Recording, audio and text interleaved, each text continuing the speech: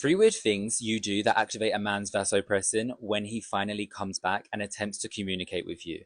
Now, you need to pay attention because maybe you're not doing these things and you need to start doing them. Whenever he sends you that first text and he breaks no contact and he messages you saying, hey, or something short, under no circumstances do you reply to that first message. Whenever you ignore his first message, it may be a weird thing for you because he's finally come back and this is what you wanted. But did he finally come back, or is he just checking if you're still there? Remember, you've most likely been through no contact and you're going to break no contact with him when he simply says, hey. No, you're not going to break no contact.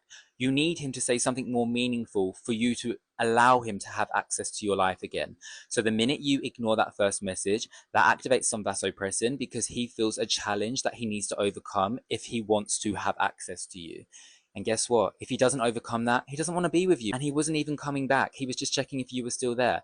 But if he is genuinely coming back, a next message that he will send will most likely be something stronger, something with curiosity, or a message that makes him take accountability, which then you can reply to. And you want to cause him some stress. As we all know, vasopressin gets activated when you stress out a man in a healthy way.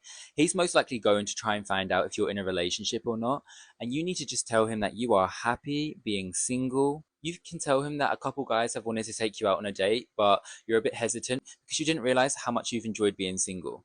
This is going to stress him out because he's most likely thinking, wait, now do I not have a chance with them? It reactivates the chaser in him and switches the dynamic from you being the chaser to you being the runner. And if you do get to the point where you end up seeing him again and you still notice that he's got a wandering eye and he's looking at other women or whoever he likes, probably men as well, don't get annoyed. Just start looking at expensive cars, expensive houses, and pointing them out. And then if you see a man coming out of his expensive house, you can say, I wonder how much he makes a year. I would love to have a house like that. And trust me, especially when you're already pretty, this is going to trigger a man and cause that type of stress where he knows that he can't fumble you, because there are many men out there who would quickly put a ring on your finger. So he will quickly stop checking out other people and start checking his bank balance instead, because he's finally realized that he's the one who needs to bring something to the table to you.